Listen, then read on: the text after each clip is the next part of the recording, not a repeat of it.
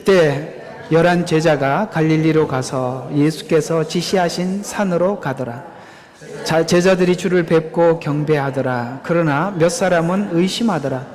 그 후에 예수께서 그들에게 오셔서 일러 말씀하시기를 하늘과 땅에 있는 모든 권세를 나에게 주셨도다. 그러므로 너희는 가서 모든 민족을 가르치고 아버지와 아들과 성령의 이름으로 침례를 주며 내가 너희에게 명령한 모든 것을 가르쳐 지키게 하라. 보라, 내가 세상 끝날까지 너희와 항상 함께 있으리라고 하시더라. 아멘. 자, 우리 오늘은 좀 마치는 차원에서 마태복음 1장 잠깐 한번 보도록 합시다. 1장 1절을 한번 봅시다. 마태복음은 이렇게 시작을 했지요. 다윗의 아들이요 아브라함의 아들인 예수 그리스도의 세대에 관한 책이라, 이렇게 이야기를 합니다. 여러분, 다윗, 아브라함은 누굴까요? 구약의 중요한 하나님과 언약을 처음 하나님은 아브라함에게 하셨고 중간쯤 다윗에게 그 언약을 다시 확인했던 자로, 사실 언약이라는 관점에서 두 인물이 등장합니다. 그래서 아브라함, 다윗. 그런데 아브라함에게 언약하고 다윗에게 언약했던 분이 예수 그리스도라, 이렇게 연결이 되어 있지요. 마태복음은 여러분들에게 처음부터 말씀드린 것처럼 유대인에게 보내는 서신이었습니다. 유대인들은 메시아를 기다리고 있었죠. 그래서 그 예수 그리스도, 하나님께서 아브라함에게 다윗에게 약속한 메시아가 예수 그리스도다라고 설명을 함으로써 구약의 마지막 성경책인 말라기와 신약의 예수 그리스도에 관한, 구원에 관한 이야기에 마치 쇠사슬을 보면 이 쇠사슬이 마지막 쇠사슬과 새로운 쇠사슬이 이렇게 걸리는 이런 장면. 그러니까 말라기와 신약이 이렇게 어떻게 고리가 연결되어 있는가를 설명하는 책에서 마태복음이 가장 앞에 있습니다.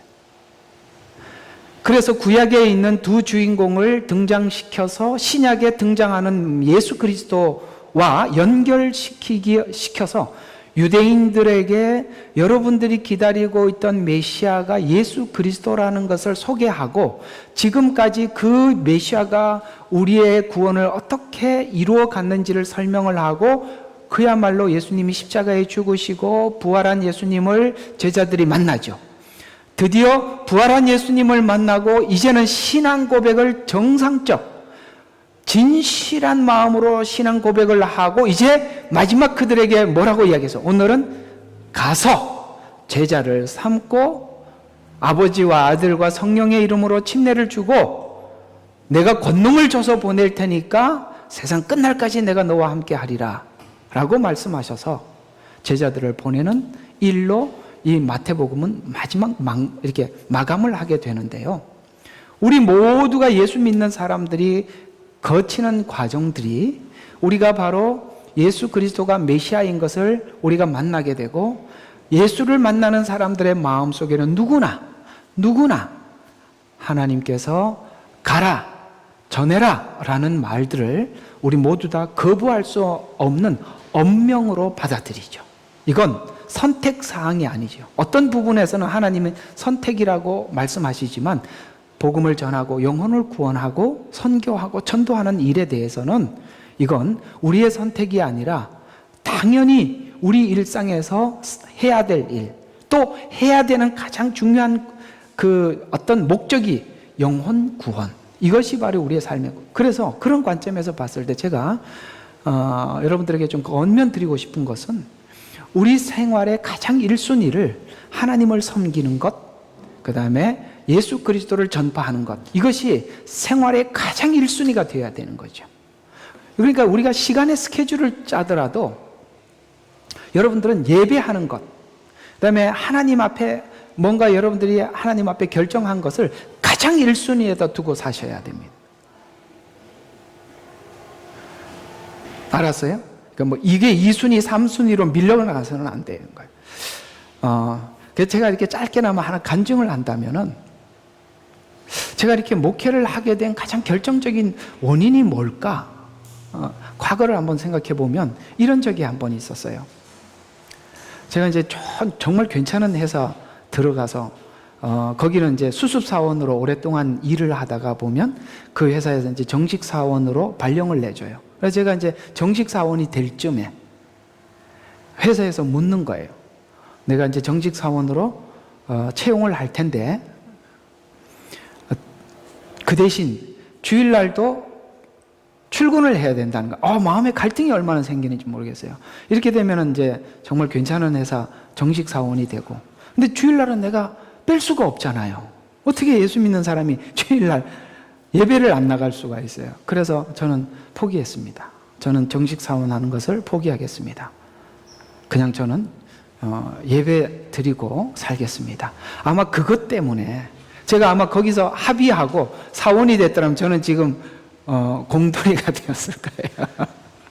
그냥 직장이나 다니는 어떤 한 평범한 사람이 되었을 텐데, 제가 그걸 거절하는 바람에 그래서 이렇게 신학 가기가 수월했고 목회자가 될 수 있었던 것 같아요. 만약에 그때 제가 아무것도 아닌 것 같았지만 예스 했더라면 저는 길이 전혀 다른 길이 되지 않았나라는 생각이 듭디다.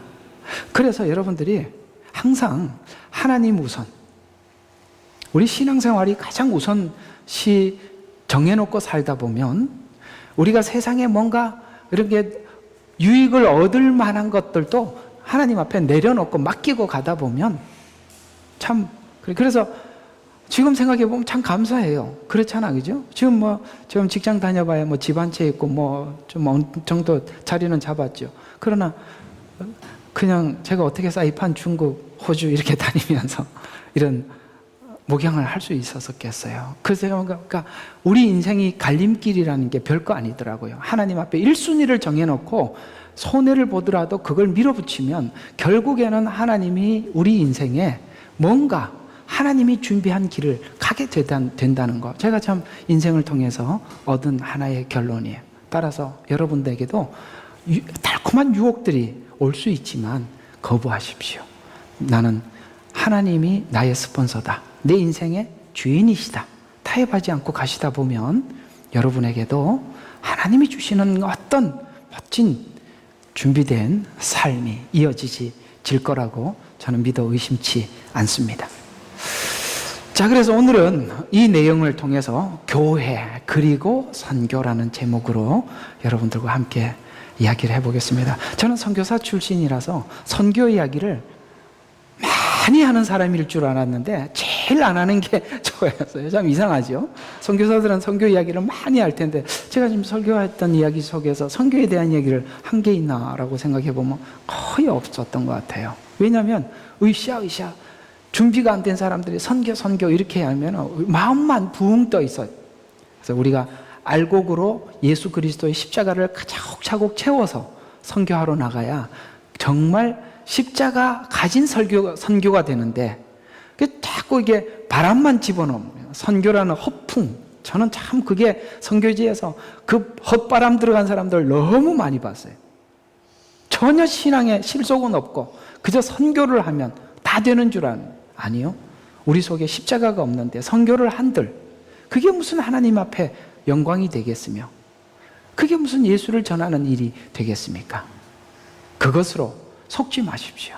우리는 우리 속에 십자가로 채우는 것과 그 다음에 겉으로 열심히 선교하는 것은 전혀 다른 거라는 거 여러분 알아주셨으면 좋겠습니다. 그래서 오늘은 교회와 선교라는 이야기로 여러분들과 함께 이야기를 나눠볼 텐데요. 자, 예수님의 대위임령이지요. 오늘 불렀던 찬양처럼 저 북방 얼음섬과 또 대양산호섬, 무슨 뜻일까요? 저기 있는 북극 대양산호섬, 태평양에 있는 섬, 주님께서 보내면 가서 복음을 전한다는 이야기죠. 참 신학교 다닐 때 많이 불렀던 찬양이었던 것 같은데 그렇습니다. 이건 우리가 선택사항이 아니라 하나님께서 우리에게 모두에게 명령한 위임이라는 거죠. 그래서 교회와 성도로 하나님 앞에 구원받았다면 이 명령에 대해서 누구나 책임이 있어요. 이 책임은 책임만 주시는 것이 아니라 하나님께서 이 책임을 주실 때 하나님의 권세를 우리에게 주시고 이 권세로 선교하라, 영혼을 구하러 나가라 라고 우리를 그렇게 보내주신다는 것이죠. 그래서 내가 하늘과 땅에 있는 모든 권세를 너희에게 주었다라고 하면서 너희는 가서 이렇게 이야기하는 걸 봐서 하나님은 하나님의 권세를 우리에게 주셔서 권세를 어디에다 사용하겠다는 거죠? 영혼을 구원하는 일에 그 권세를 쓰겠다는 거예요. 그러니 하나님의 권세를 가지고 나를 자랑하는 데 쓰는 것이 아니라 하나님께서 그 구원한 영혼을 구원하는 데 쓰기 위해서. 그래서 이 권세를 사용하는 과정 속에서 분명히 성경을 보면 이 제자들은 고난이 많이 겪었어요. 고난을 많이 겪었죠. 그래서 고난도 구원을 위해 동원된 하나님의 권세라는 말이 되는데, 이 모든 권세를 동원해서 하나님 우리 보고 첫 번째 뭐 하라고요? 가라. 두 번째는 뭐 해라? 제자를 삼아라. 세 번째는 뭐라고요? 지키고 가르치게 해라. 이 3대 사역이라는 거죠. 가라. 그러면은 아니 목사님 다 가면은 주생명 선교교회 예배는 누가 드린대요? 그게 아니라 우리는 누구든지 가지 않으면 보내는 사람이 되어야 된다는 거예요. 그러니까 우리는 직접 갈 수가 없으니까 누군가가 보내져 있는 어떤 사람들을 위해서 우리는 헌신해야 되는 것이죠. 그래서 가라. 두 번째는 가서 뭐 해라? 제자를 삼아라. 제자, 누구 제자? 이게 중요하죠. 자기 제자가 아니라 그리스도의 제자가. 그리고 가르쳐라, 지키게 해라 라는 말, 거기까지가 하나님께서 우리에게 명령한 위임이죠. 여기서 교회의 목적이 무엇인지를 우리가 이해할 수 있게 되는데, 구원은 하나님이 모두 완성하셨습니다. 이해가 가십니까? 우리가 구원을 위해서 할 일은 없어요. 그러나 완성한 구원을 전하는 일은 우리에게 맡겨주셨다는 거죠. 그래서 히브리서 6장에 보면은 더 이상 속죄하는 제사가 없고 이렇게 표현하고 있습니다. 더 이상 속죄하는 제사가 없다는 것은 구원을 위해서 하나님께서 할 일은 더 없다는 거예요. 다 이제는 하셨다는 거예요. 그러나 이 일을 하나님께서 직접 찾아가서 만나서 복음을 전하는 것이 아니라 이 전하는 일은 우리에게 맡겨주셨다는 거예요. 그래서 완성된 구원을 증거하는 일을 위해 하나님은 교회를 통해서 그 일을 하신다. 그래서 교회는 두 가지 구조가 있어요. 이게 바로 선교사들과 그 다음에 선교사 아닌 사람들이 생각하고 있는 차이점인데요. 이것 때문에 선교사들과 교회와 서로 간의 이 이해가 항상 모자른 것 같아 보여요. 교회는 모이는 구조예요. 모여서 예배하고 모여서 떡을 떼고, 사도행전에 보면 그러지요. 교회가 모여서 떡을 뗐다 그래요. 모이는 구조예요. 그래서 선교사는 뭐죠? 가서라고 이야기하잖아요. 가는 교회, 모이는 교회가, 교회는 이 두 가지 구조가 동시에 있는 거예요. 그래서 우리는 누군가가 가 있다면 우리 모인 그들은 간 사람을 위해서 중보 기도하고 물질로 후원하고 이 일을 교회가 해야 되는 거죠. 가서 그 사람들이 아무것도. 내가 선교하다가 어떤 분이 이런 이야기를 합니다. 목사님, 선교는 돈으로 하는 게 아니라 기도로 하는 거예요. 돈으로 선교합니까? 그래서 내가 사실 속이 상해서 그분에게 그러냐 해서, 아니요, 돈으로 하는데요. 이렇게 이야기해. 눈이 동그래져요. 돈으로. 왜요? 이러더라. 아니, 갈라 그러면 차비라도 있어야 갈 거 아닙니까? 밥은 사 먹어야 될 거 아닙니까? 이렇게 이야기해요. 참 무책임한 이야기예요. 물론 돈으로만 하는 건 아니지만 돈이 있어야 되는 거죠. 그럼 누군가가, 교회가 그걸 해줘야 되는 거, 해야 될 책임이 우리에게 있는 거 아니겠어요? 당연한 일이에요. 그래서 우리는 가는 구조와 모이는 구조, 이 두 가지를 적합하게 하는 교회가 하나님의 명령을 잘 수행하는 교회라 할 수 있다는 것입니다. 예수님이 십자가에서 죽으시고 부활하고 난 이후에 유대 종교 지도자나 교회 권력 가운데 나타나지 않고 제자들에게만 나타나신 것은 교회를 세우는 것이 목적이었기 때문인데, 제자들을 만나서 약속한 성령을 주시고 교회를 세워갔어요.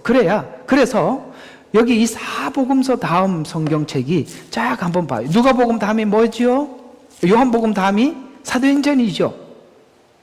너희는 가라, 가서 제자를 삼아라, 가르쳐 지키게 하라. 이게 사도행전이 기록되어 있단 말이에요. 그래서 제자들을 보내는데 그 제자들 중에 대부분의 제자들은 가야 되는 걸 잘 몰랐어요.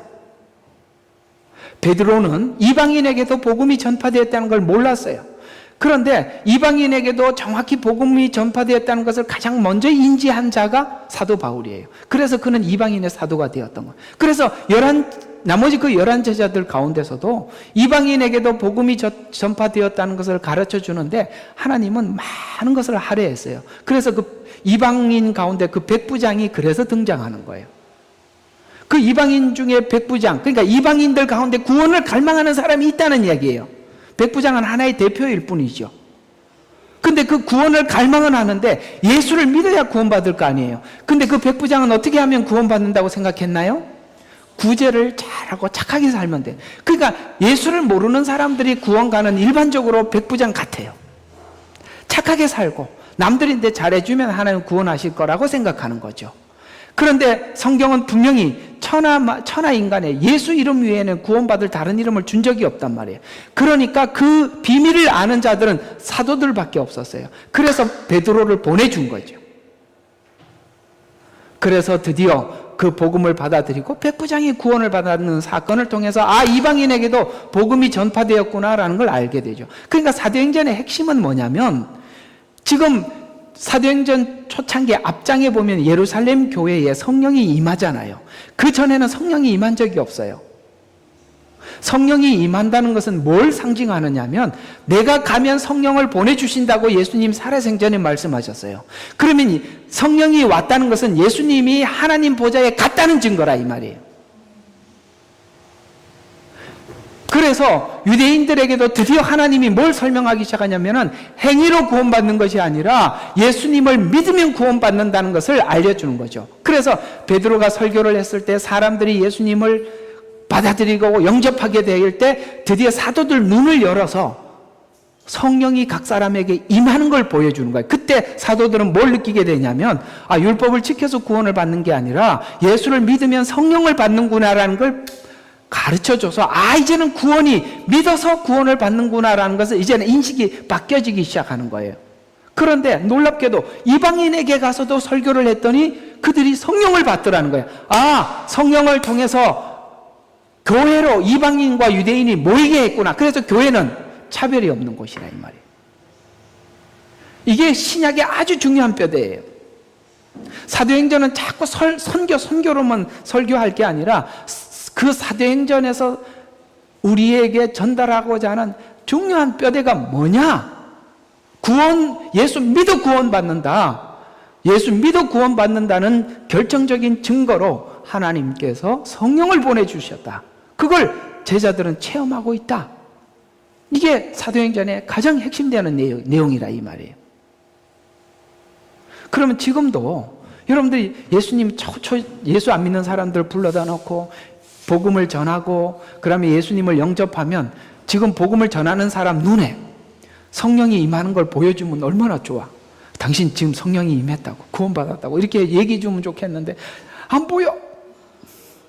안 가르쳐줘. 왜 안 가르쳐 주느냐?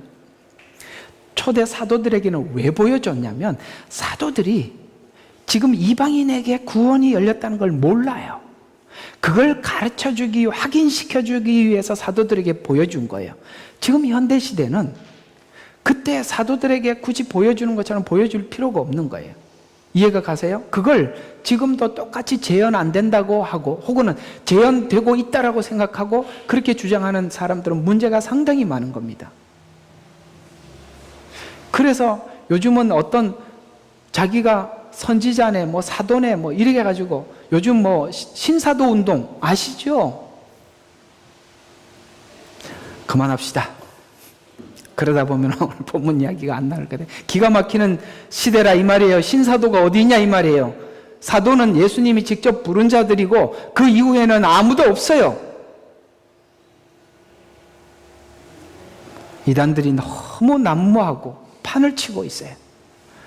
그런데 참 이상하게 요즘처럼 설교가 많은 시대가 없어요. 유튜브 열면 설교인데 신앙은요 정말 형편없어요. 옛날에는요 조금 배워도요 믿음 얼마나 좋았는지 몰라요. 그게 뭘까요? 다 가짜들 섞어 넣어가지고 여러분 우리가 듣는다고 믿음이 생깁니까? 차라리 나는 그런 생각이 들어요. 유튜브 다 차단하고 그냥 자기 교회 다니면서 믿음 생활하면 훨씬 나을 것 같아. 왜 쓸데없는 건 들어가지고 헷갈리게 듣는다고 우리가 행하는 것도 아니고 뭐가 달라지냐고요. 자, 그래서 사도행전 앞장 부분에는 보면은 모이는 교회로, 그 다음에 후반부로는 흩어지는 교회로. 그래서 예루살렘 교회가 핍박이 임했던 것은 흩어져야 되는데 교회가 흩어지질 않아. 근데 하나님께서 예루살렘 교회에다가 핍박을 보내니까 이 사람들이 각지로 흩어졌어요. 이 흩어져 있던 사람들이 가서 바울이 복음을 전하려고 갔을 때 빌립보에 가보니까 있고 안디옥에 가보니까 있고, 이해가 가시죠? 데살로니가 가보니까 있더라는 거예요. 교회는 자꾸 우리끼리 모여서 할렐루야 아멘 이러면 하나님이 흩어지게 하시는 거예요. 우리가 모이는 이 힘도 중요하지만 우리가 흩어져서 또 누군가에게 선교하고 그들을 위해서 기도하고 이런 일들을 멈춰서는 안 되는 거예요. 우리는 당장 지금 어떤 선교사님들에게 매달 어떻게 후원을 할 건지 우리가 상의하고 결정해야 될 당장 그런 상황들이 있어요. 해야 되는 거예요. 마땅히 우리가 해야 될 일들이라 이런 말입니다. 자, 그래서 오늘 이야기들을 하나하나 좀 풀어봅시다. 18절, 하늘과 땅의 권세를 가진 것을 근거로 우리에게 명령을 하고 있는데, 부활로 가진 권세가 하나님 앞에 순종을 요구하고 있어요. 처음 십자가를 치러 오셨을 때와 다르게 하나님의 통치 모든 영역에서 순종하라라고, 그리고 따를 것을 명령하신 것은 땅끝까지 복음에 순종하고 돌아오라는 말인데, 이제 드디어 하나님께서 우리에게 십자가에 죽으시고 부활하고 난 이후에 우리에게 엄한 명령을 내릴 수 있는 분이 되셨고, 이제는 그 명령에 우리는 마땅히 순종할 책임이 있어요. 여기에 여러분들 동의하십니까? 하나님은 우리에게 명할 권한이 있으신 분이다. 또 우리는 그 명령에 노맨하는 게 아니라 아멘 이렇게 대답해야 될 책임이 있다. 동의하시죠? 사실 이 부분에 대해서는 누구도 거부할 수가 없어요. 선교사님들 가슴 속에는 마태복음 28장 16절에서 20절이 있다고요. 이런 뜨거운 가슴이 내가 만나지 못하고 알지 못했던 사람들 가운데 가게 만들고 거기서 견뎌 복음을 전하게 하는 거잖아요. 그런데 이 가라, 모든 민족에게 복음을 전해라라는 것은 원래 하나님께서 처음부터 가지고 있었던 계획이라는 거예요. 창세기 12장 2절과 3절에 보니까 너로 큰 민족을 이루게 할 것이며 내게 복을 주고 내 이름을 위대하게 하리니 너는 복이 되리라. 너를 축복하는 자들에게 내가 복을 주고 너를 저주하는 자에게 저주하라. 이게 지금 많이 잘못 오해돼서 설교가 되어지고 있던데, 무슨 말이냐면 아브라함이 구원을 받은 대표자 아니겠어요? 그러면 아브라함이 구원을 받을 때 뭘로 구원을 받았나요? 히브리서 11장에 보면 그가 하나님을 믿음에, 하나님이 그 믿음, 창세기 15장에 보면 그 아브라함이 하나님을 믿음에 그걸 의로 여겼다 그랬죠. 그러면 아브라함은 뭘로 구원을 받았나요? 이삭을 드려서요? 아니면 갈대아 우르를 떠나서요? 아니요. 하나님께서 내가 이렇게 너에게 복을 주겠다고 하나님의 계획을 말씀을 하셨을 때 아브라함이 그걸 믿었다고요. 이삭을 드려서 구원을 받은 게 아니라 믿어서 구원을 받았다는 거예요.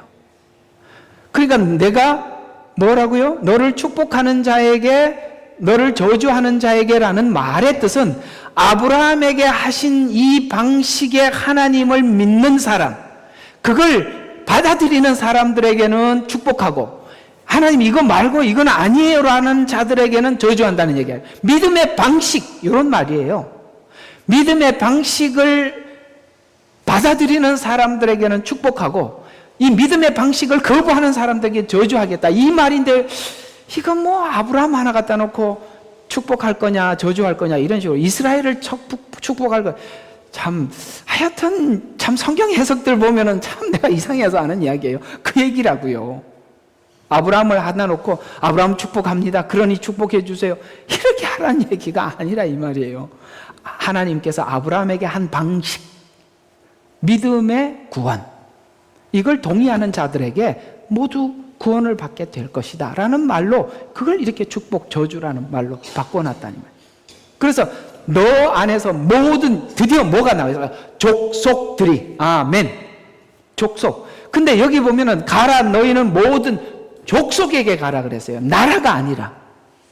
이게 선교회에서 놀랍게 발견한 발견이에요. 뭐냐면 국가별로 갔거든요. 이란, 이라크, 뭐 인도 이렇게 갔는데, 막상 선교사들이 가보니까 인도 안에 너무 많은 종족들이 있고 언어도 다르더라는 거예요. 그때 성경을 자세히 보니까 하나님이 나라로 가지 말고 족속으로 가라는 걸 깨닫게 된 거예요. 그래서 가서 한 언어가 아니라 문화와 언어가 다른 한 국가 안에 이제 족속 가운데로 흩어지기 시작한 거예요. 선교사들이 나는 A라는 족속, 너는 B라는 족속, 이렇게 하는. 그래서 선교의 정책이 나라라는 정책에서 족속 선교로 바뀌어버린 거예요. 드디어 성경에는 이걸 기록을 했었는데 우리는 우리 개념으로 나라로 기억하고 있었던 거예요. 놀랍지 않아요? 저는 중국 선교 가서 너무 감사했던 게 뭐냐면, 만약에 모태똥이 이전에 선교하러 보냈더라면 아마 중국 선교 못할걸요? 이건 전 세계 선교하는 것보다 더 힘들었을 거예요. 왜냐하면 모태똥이 이전에는 이 마을을 하나 넘어가면 말이 달라. 아니 그렇게 말이 다 다른 걸 어떻게 가서 다 하겠어요? 그런데 이 모태똥이가 두 가지를 해결해 놨어요. 하나는 보통화 써라, 이래가지고 중국어로 전부 통일해놨고, 어딜 가도 중국어 하나면 다 말이 통해. 두 번째, 여러분 귀신 많은 나라가 두 나라가 있는데요. 일본 아니면 중국이에요. 여러분 중국 강시 귀신, 일본에는 무슨 귀신이죠? 하여튼 귀신 많아. 우리나라는 일본 귀신, 중국 귀신이 다 들어와 있어요. 하여튼 우리가 옛날에 얼마나 잡신을 많이 섬겼는지 몰라. 특히 중국은요 정말 귀신을 많이 섬기는 나라거든요. 근데 유물사관, 신은 없다 이러는 바람에 드디어 중국인의 머릿속에 무신론으로 탁 준비를 해놔서 예수 그리스도를 소개만 하면 받아들이게 만들어놨어요. 이게 문화 대혁명이라는 것도 하나님의 복음적 관점에서 보면 너무 복음을 탄탄하게 전할 수 있도록 준비시켜 두었던 거예요. 사실 들어가서 굉장히 그 두 가지는 너무 큰 혜택을 본 거예요. 아셨어요? 세계는 우리가 볼 때 안타까운 일들이 있어 보이나, 그 안타까운 일 속에서 우리는 어떤 관점으로 접근해 들어가 봐야 되느냐면, 하나님께서 이 안타까운 현실을 통해서 하나님의 복음에 어떤 준비를 하고 계시는지. 그래서 지금도 중동에 보면 이렇게 막 섞이잖아요. 그게 기독교 모슬이라는 지역은 기독교인들만 모여 사는, 그야말로 쫓겨나서 사는 지역인데, 그곳에 무슬림이 들어와서 다 도망가고 흩어져 있잖아요. 그러다 보니까 이 난민 저 난민들이 서로 막 이 캠프에서 만나게 되는 거예요. 만나게 되다 보니까 이 모술이라는 지역에 있던 기독교인들이 거기 가서 예수를 전하게 된 거예요. 신비롭지 않아요? 우리가 볼 때는 비극이 일어났는데 하나님 관점에서 보면은 이 믿는 사람들을 흩어서 복음을 전해요. 마치 예루살렘 교회가 핍박을 받아서 흩어진 것처럼 그 복음의 오지인 그 중동에서도 크리스찬들만 모여 살던 크리스찬들을 흩어서 복음을 전하게 만드시는, 그래서 선교라는 관점에서 보면 하나님이 어떻게 일하고 있는지 볼 수 있어요. 그러니까 세상 사람들이 보는 관점과 하나님이 보는 관점이 다른 거예요. 그러니까 여러분 개개인에게도 일어났던 수많은 일들은 여러분이 지금 하나님 앞으로 오게 된 어떤 사건들, 이런 것들이 전부 다 하나님 안에 있었던 일들이라는 것을 우리가 예수를 믿고 신앙이 자라고 나면 감사합니다. 아멘입니다. 라는 것이 나오게 되는 거예요. 그러나 우리가 그걸 배우는 과정 속에 엄청난 고난이겠죠. 고난 없이 누가 배우겠습니까? 왜냐하면 십자가가 고난이니까.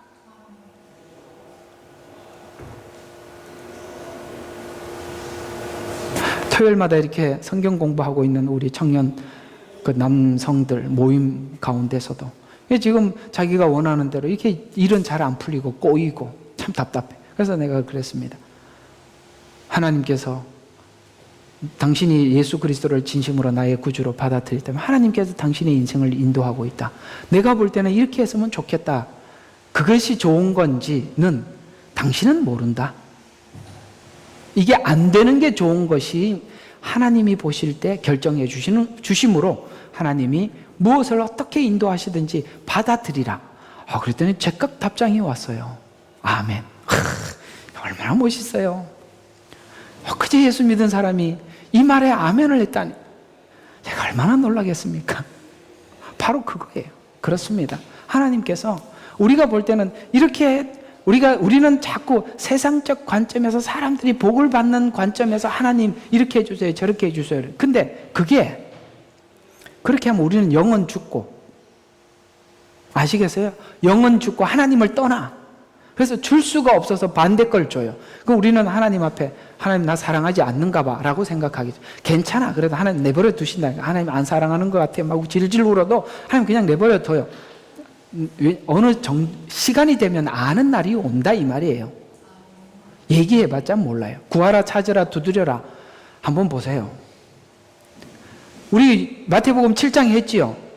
좁은 문으로 들어가라, 좁은 길로 가라 그랬죠. 여러분 누가 좁은 문을 구하겠어요? 누가 좁은 문을 두드리겠어요? 아무도 안 두드려요. 그런데 좁은 문을 두드릴 수밖에 없게 만드는 그 과정이 진짜 힘든 거예요. 누가 하나님께 구하겠어요? 자기 방법대로 하지요. 근데 하나님이 자기 방법대로 다 하게 하시는 거예요. 넓은 문 두드리고 넓은 문으로 가다가 그냥 여러 번 자빠지게 해서 이 길이 아닌 게 하고 나와. 그게 얼마나 그래서 여러분 구하라 찾으라 두드려라가 그냥 되는 게 아니에요. 그걸 인지하는 데까지 얼마나 시간이 많이 걸린지 아십니까? 바로 그 과정이 하나님이 하시는 과정이에요. 그래서 우리는 뭐가 뭔지 모르는 인생을 살고 있는 거예요.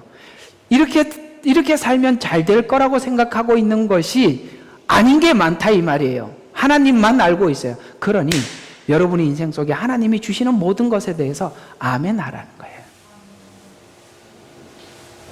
나는 왜 맨날 쓰레기만 줄까? 딴 사람들은 알짜만 주고. 그게 아니라 이 말이지. 살아보세요. 그게 아니라는 걸 압니다. 나는 이렇게 까칠한 부모를 만났을까? 여러분 그게 복이에요. 까칠해서 남들이 알지 못하는 걸 배우는 거예요. 아시겠어요? 남편 복 없고 부모 복도 없고 자식 복까지 없어. 그건 마음이 못돼서 그래요. 생각해봐요.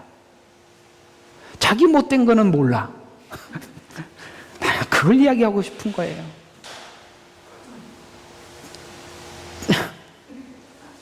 참 가만히 보면 다 불만족인 사람들 보면 그 사람 자신 자체가 문제가 많아. 그러니까 그 정도 붙여주지 않으면 인간 안 되니까 그렇게 붙여준 거야. 부모로 안 되니까 자식까지 그냥 동원하는 거 아니겠어요? 아닌가? 부모한테 벌써 해결이 됐더라면 좋았을 텐데 그게 안 되잖아. 부모는요 거부하면 그만이에요. 근데요 세상에 못할 게 자식인 거야. 이게요 놓을 수가 없어요. 자식들 속썩여 보세요. 때 되면 부모님 돌아서서 나오면 되지요. 이놈의 자식은요 답이 없다니까요. 그런 거예요. 그러니까 고맙게 생각합시다. 자, 모든 족속들이 복을 받을 거예요. 설교를 해야 되는데. 자, 그래서 너는 열국의 아비가 되고 너로 인해서 모든 민족이 구원을 받을 것이다. 라는 이 말씀이 드디어 아브라함과 다윗과 예수 그리스도의 세계라라는 말 속에서 지금 실현 시작 스타트예요. 바로 그 얘기 아니겠어요? 가서 모든 족속으로 그걸 언제 이야기했던 거? 아브라함에게 말했던 거. 지금 시작한다. 그 얘기 아니겠습니까? 그래서 아브라함에게 말씀하신 약속의 행위가 오직 믿음으로 온 인류가 돌아와 아브라함과 같은 축복을 받게 될 것이며 이 약속이 지금 시작된 것이다. 그래서 이 약속이 성취된 증거로 부활로 약속했으니 19절에 보니까 그러므로 이 부활이 권능이라는 거예요. 여러분 세상의 권능보다 어떤 권능보다 부활의 권능만큼 큰 더 이상의 권능은 없어요. 죽은 사람이 살았다니까요. 인간이 제일 두려워하는 게 뭘까요? 죽음 아니에요. 그래서 제일 화가 났을 때 죽을래? 그러니까 이래 얘기잖아요. 죽을래? 왜냐하면 이게 제일 두려운 건데 우리는 그래 죽여 이렇게 할 수 있는 사람은 아무도 없죠. 누구밖에 없어요. 그리스도인. 오늘 그 보네퍼가 불렀던 찬양 그가 사실은 참 독일의 위대한 신학자고 훌륭한 목회자예요. 히틀러에게 결국 반항하고 반기를 들어서 사형을 당한 보네퍼인데요. 또 여러분 알듯이 루터 종교개혁 그도 역시 내주는 강한 성이요. 여러분 찬송가에 나온 그 찬양 그걸 부르면서 종교개혁하러 나간 거 아닙니까? 왜 그걸 할 수 있지요? 바로 부활의 권세를 가진 자만이 가능한 일이에요. 그래서 이 부활의 권세가 강력한 권세예요. 그래서 그러므로 너희는 가서 모든 민족을 가르치고 아버지와 아들과 성령의 이름으로 침례를 주고 라고 이야기한 이 말씀에 순종할 수 있는 거예요. 왜? 우리는 부활의 권세가 있으니까. 그래서 선교지에서 자기 생명을 내어놓은 것을 두려워하지 않는 선교사님들이 그렇게 많은 것입니다. 아버지와 아들과 성령의 이름으로 침례를 주라는 것은 구원의 영광이 삼위일체 하나님께 동일하게 드려지는 것이며 내가 너희에게 분부한 내용을 가르치라는 것인데 또 세상 끝까지 내가 너희와 함께 함으로써 하나님의 통치의 불변 그래서요 하나님을 알고 싶고 하나님을 느끼고 싶고 하나님과 함께 살고 싶은 사람들은 전도해봐요. 영혼 구원을 해보세요. 그러면 하나님이 내 가까이 있다는 것을 가장 많이 경험하게 될 것입니다. 영혼 구원을 하면은요, 정말 가까이 느껴져요. 선교지는 전방이거든요. 전방에는 적군이 앞에 있고, 그 상황을 눈으로 보는 곳이 전방이에요. 후방은 전방에 있는 사람들처럼 리얼하지 않아. 그래서 저는 이렇게 선교사 때 교회 가서 설교를 해보면은 나는 나하고 너무 다른 걸 느껴. 뭐냐면은 나는 방금 전방에서 왔고 이 사람들은 전방에 대한 아예 싸움에 대한 인식 자체가 없어. 그래가지고 나는 지금 리얼한 이야기를 하는데 이 사람들은 뭐야 하고 앉아있는 거 보면 야 이렇게 다를 수가 있나. 나는 지금까지 후방에서 계속 지원해 주는 줄 알았어요.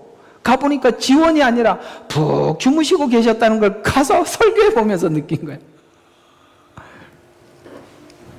영혼을 구원하는 일을 하면 하나님이 여러분의 인생 속에 얼마나 강력하게 일하시는지를 경험하게 될 것입니다. 그래서 내가 너와 함께 하리라. 그래서 통치의 불변, 최후의 승리를 우리에게 말씀하고 있어요. 요거는 그냥 좀 넘어가고요. 자, 이 권능을 사도행전에서는 이렇게 설명을 하고 있는데요. 이 권능이 나타났던 곳, 사도행전 3장 1절과 11절. 여러분 우리가 잘 알고 있는 성전 앞에 있는 미문, 미문이라는 말은 원래 아름다운 문이라는 뜻이에요. 아름다울 미자예요. 앞에서 구걸하던 안진뱅이. 그러니까 이 사람이 안진뱅이니까 사람들이 성전에 예배하러 들어갔다 나왔다 하면은 항상 그 사람이 있으니까 이스라엘 백성들 중에 그 성전에 들어가는 사람 중에 이 안진뱅이를 모르는 사람이 없어요. 근데 베드로와 요한과 야고보도 하나님 앞에 약속한 시간에 기도하러 들어갔다 나오는 길에 안진뱅이가 베드로와 요한과 야고보에게 뭔가 하나 좀 얻을 게 없나? 하고 생각을 하고 뭘 좀 달라고 그러니까 베드로와 요한이 내가 너에게 줄 것이 없다.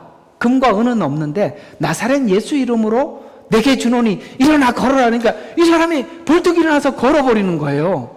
그래갖고 사람들이 또 예배하러 가다 보니까 안진뱅이가 없어졌어. 그 어디 갔냐? 라고 물어봤더니 이제 그 뒷이야기는 성경에 나왔지만 제가 이제 그 예측하는 거예요. 그 어디 갔냐? 베드로와 요한이 일으켰다는 거예요. 그 무슨 능력으로? 베드로와 요한은 예수님의 제자라는 걸 모두 다, 예수님이 일으켰구나. 그래서 예루살렘 부흥의 동기가 됐다고. 왜? 이게 사도행전 3장이니까. 그 뒤에 보면은 부흥이 엄청나게 되잖아요. 그 부흥의 불씨를 짚어줬던 것이 바로 이 안진뱅이 사건인데, 이 안진뱅이는 예수 이름으로 일어났다 이 말이에요. 바로 이런 거예요. 여러분, 이게요, 선교지에 우리가 선교하러 가방을 메고 가보면 안진뱅이가 어디 가도 있다니까. 이런 사람이 하나님이 딱 준비해놔서 귀신이 들린 걸 온 동네 사람들이 다 알아. 근데 하나님이 고쳐주죠. 놀래가지고 예수님이 누구냐고 스스로 물으러 오게 해요. 우리는요, 이런 사건들을 선교지에서 많이 경험을 했어요. 안진뱅이가 있든지 귀신 들린 사람이 있든지 하여튼 누가 있어.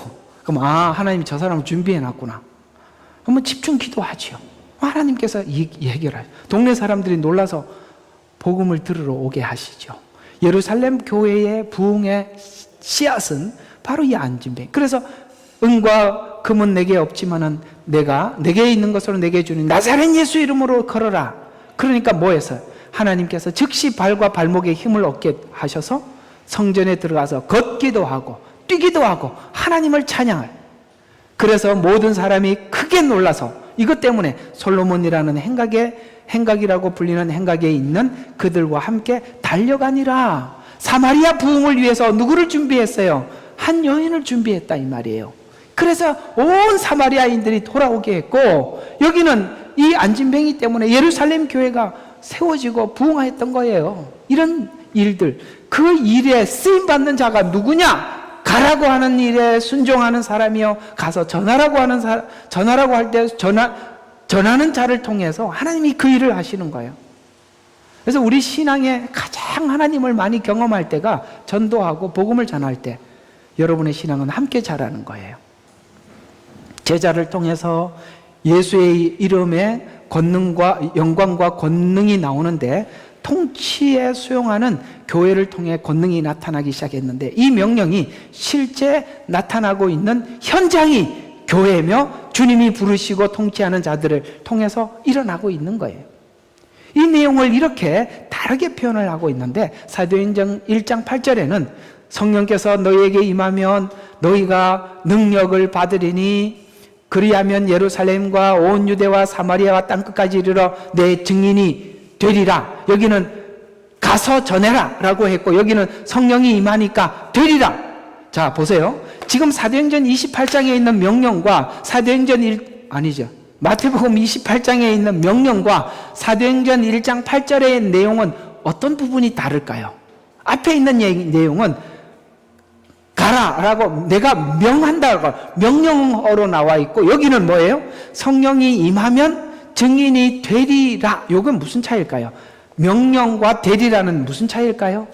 이건 성령이 임한 사람들에게는 이런 마음이 생길 수밖에 없고 그런 삶을 살 수밖에 없다. 자동사라 이 말이에요. 앞에는 명령이라면, 성령을 받고 나면 예수 그리스도를 가슴에 품고 있으면 예수 그리스도를 말하지 않을 수 없게 된다 이 말이에요. 되리라. 아시겠습니까? 우리 여러분들 예수 믿고 느꼈던 첫 감정이 뭘까요? 이걸 나 혼자 가슴속에 담아둘 수는 없어. 이런 느낌 아니었겠어요? 바로 되리라는 그 말씀이죠. 계속 제자들을 통해서 나타난 권능의 열매가 이렇게 나타나고 있는데, 사도행전 2장 43절과 47절에 사도들이 가르친 교리와 교리를 통해서 교제하고 떡을 떼고 그 다음에 기도하는데 전념하고, 이게 무슨 말일까요? 우리가 예수를 알고 나면 말씀을 알기를 사모하더라는 것이죠. 그 다음에 모든 사람들에게 두려움이 임하였는데, 이 두려움은 경외심을 이야기해요. 하나님에 대한 경외. 임하였어요. 사도들을 통해서 많은 이적들과 표적들이 행해지더라. 그 다음에 믿는 사람들이 다 함께 있으면서, 이 무슨 말이냐면 교회에 와서 같은 믿음을 가진 사람들이 한 가족과 같은 느낌을 갖더라. 그래서 교회는 누군가가 외부 사람들이 들어왔을 때 정말 이 사람들은 같은 목적을 가지고 한 가족 같구나 이런 느낌을 받는 게 정상이에요. 우리 교회에 왔다가 처음 들어온 사람들인데 꼭 물어봐야 돼요. 어때? 우리 교회 하니까 가족 같아요? 이렇게 아닌 것 같아요. 이러면 참 우리는 문제가 많은 거예요. 이따가 밥 먹으면서 최근에 온 사람에게 한번 물어보겠습니다. 가족 같았는지. 자, 그래서 모든 물건을 공동으로 쓰며 또 자기 재산과 소유물을 팔아서 각 사람의 필요에 따라 모든 사람에게 나누어 주더라. 소유욕이 사라지더라. 여러분, 예수 믿고 달라지는 것 중에 하나가 소유욕이에요. 우리는 옛날에 예수 믿기 전에는 모두가 소유욕 때문에 목적을 가졌을걸요? 맞죠? 잘 살아보세. 돈 많이 벌어보세. 이게 우리의 목적이에요. 그러나 예수를 알고 난 뒤에 이 마음이 사라지더라는 거예요. 그래서 뭐 했어요? 나누어 주더라. 그리고 날마다 하나가 되어 꾸준히 성전에 모이고 집집마다, 그러니까 지금 그래서 현대 교회로는 예배, 집집마다 돌아가면서 떡을 떼고, 그 당시에는 원래 이런 교회가 없었어요. 집에서 모였어요. 그래서 떡을 뗄 때 성찬식도 같이 했어요. 이게 고린도전서 이야기예요.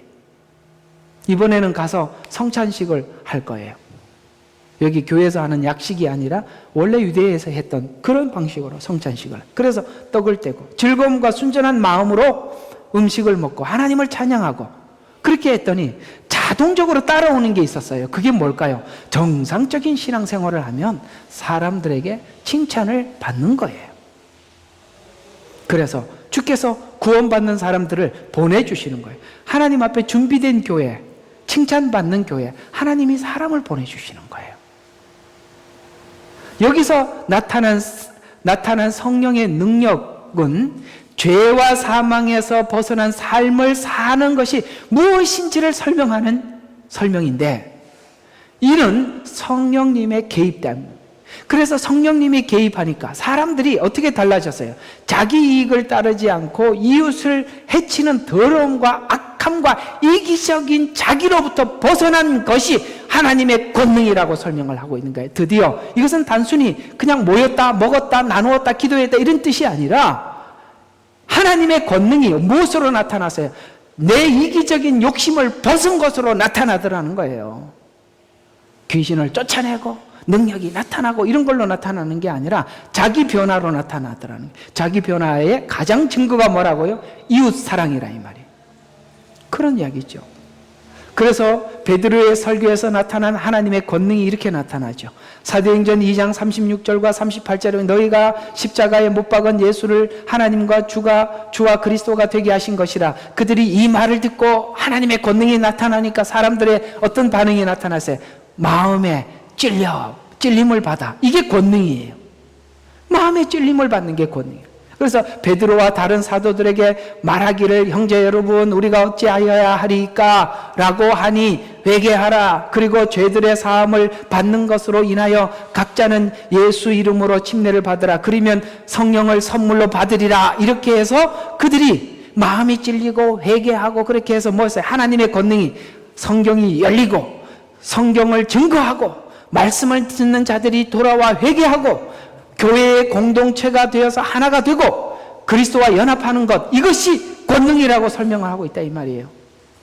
그런데 거짓 선지자들은 내가 귀신을 쫓아내고 그 다음에 주의 이름으로 권능을 행하고 이런 게 외형적인 권능이 아니라 내 내면에 나타나는 권능, 그 다음에 내가 싫은 사람들을 포용할 수 있는 권능. 여러분 교회에 많은 사람들이 모였는데 하나가 됐다고 얘기하는데, 여러분 아니 이 집안에 가도 식구들이 하나가 안 되는데 남끼리 모였는데 어떻게 하나가 되겠어요?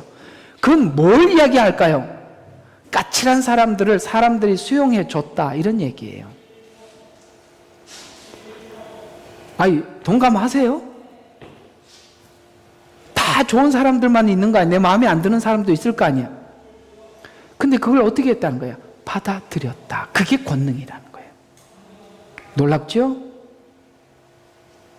성경은 권능을 이런 때 할애하고 설명을 하고 있어요. 그래서 성령의 개입으로 하나님을 찬양하게 되었고 서로 복종하게 된 것을 권능이라. 그래서 술 취하지 말라, 이는 방탕한 것이니 오직 그 다음에는 뭐 하라고요? 성령의 충만을 향해서 가는 거예요. 그래서 성령 충만을 받으라, 시와 찬송과 신령한 노래들로 너희들에게 말하고 너희 마음으로 주께 노래하고 곡조를 만들고 항상 모든 일에 우리 주 예수 그리스도의 이름으로 하나님 아버지 곧 하나님께 감사드리고 두려워함으로 서로 복종해라, 이런 말들이 막 요구를 하는 거에 대해서 받아들이는 거예요. 왜 받아들일 수 있었다고요? 성령 충만함을 받음으로 인해서 이런 말들을 다 받는 거예요. 감사하는 삶, 그 다음에 하나님을 경외하는 마음, 그 다음에 서로를 따르고 순종하고 복종하는 마음, 이런 것들이 하나님이 주신 권능으로 나타나는 직접적인 현상들이라는 거죠. 이렇게 하나님의 권능은 삶의 변화에서 나타나고 있어요. 근데 왜 우리는 이런 권능이 잘 안 나타날까? 저는 이 문제를 이렇게 생각이 여겨지는데, 하나님, 내 진심만 받아주세요. 너무 얄미운 고백 아닌가요? 하나님 아시잖아요. 제 마음 그런 거 아닌 거. 이렇게 맨날 그런 소리만 하고 앉아있어요. 그걸 20년째 하고 있다니까. 하나님, 제가 그때 화는 났지만 그건 아닌 거 아시잖아요. 또 가서 하나님께도 그리고 사람한테도 그때 화는 냈지만 나는 원래 성질내고 뒤끝은 없어. 이야, 더 얄미워. 뭐가 뒤끝이 없어? 그 상처는 다 받았는데. 그 못됨이 사라지는 게 권능인데 그걸 살려놓고 있다고. 그래서 맨날 하나님 앞에 이런 나의 어떤 부족한 부분을 하나님과 씨름하지는 않고, 하나님 제 마음은 그거 아니에요, 요것만 하고 있으니 하나님 뭔가를 좀 하셔야 돼요, 그 사람한테는. 이렇게 계속 둘 수는 없어. 그런 사람이 장로가 되고 말이죠, 그 사람이 목사가 되고, 그 뭘 하겠냐고요. 싸워야죠. 선포해야 될 거 아니에요. 여러분, 신앙은 진심만 주는 것이 아니에요. 그 권능이 진정한 변화로 나타나야 하는 것입니다. 자, 결론을 맺어보겠습니다. 권능이 외형적 능력으로 보면 우리는 크게 낭패를 볼 수가 있어요. 그 권능이 본질을 바꾸는 능력이 되어야 해요.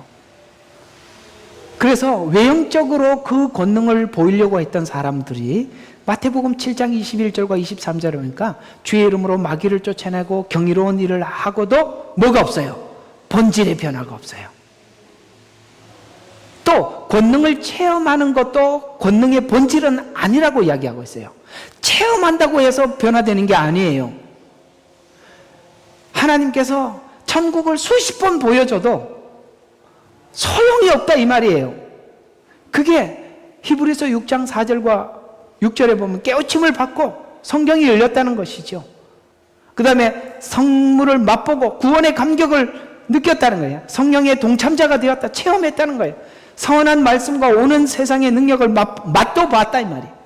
그래도 이런 권능들은 외형적인 권능일 뿐 내 안에 그리스도를 모셔드리는 일과는 상관이 없다는 거예요.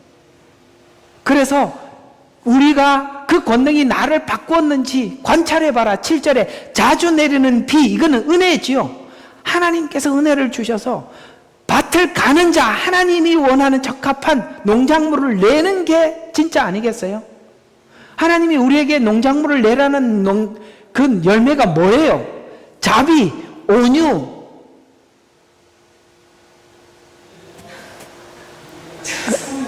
하도 많아서 그런 거 아니겠어요?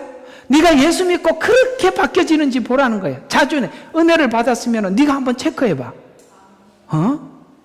그러면서 8절에 보면은 이런 권능이 외형적으로만 나타나면 만일 가시와 엉겅퀴를 내면 버림을 받고 저주에 가까웠다는 거예요. 무슨 말이에요? 나무 본질이 안 바뀌었다, 이 말이에요. 그래서 26장과 27장에서 설명하는 것 같이 예수 그리스도의 십자가는 우리 밭을 기경하기 위해서 온 거예요. 그래서 마음의 밭이 기경되어 있다면 내 마음의 내면의 변화가 능력으로 다가올 것이기 때문인데, 이 변화를 받은 사람들이, 하나님께서 이 변화를 받은 사람들에게 뭐라고 해요? 가서 모든 족속으로 복음을 전하여 하나님 나라가 세우라 라고 말씀하신 거예요. 자, 오늘 이제 마태복음을 마치면서 성육신에서 예수님이 오신 거, 탄생에서부터 죽음과 부활까지 복음의 중심을 살펴보았어요. 그래서 이 마태복음이 우리에게 강조하는 강조점은 예수님을 만남, 변화, 이러기에 초점을 두고 있다는 거죠. 그래서 이 만나고 변화된 사람들이 뭘로? 증인으로. 이것이 바로 신앙의 순서다라고 말씀하고 있는 것이죠. 바로 이 내용을 우리에게 세밀하게 전달하기 위해 마태복음 기록되었고, 여러분에게 가라, 제자를 삼아라, 그 다음에 지키게 해라, 이렇게 우리에게 명령하고 있는 것입니다. 기도하겠습니다. 하나님, 고맙고 감사합니다. 이렇게 마태복음을 우리가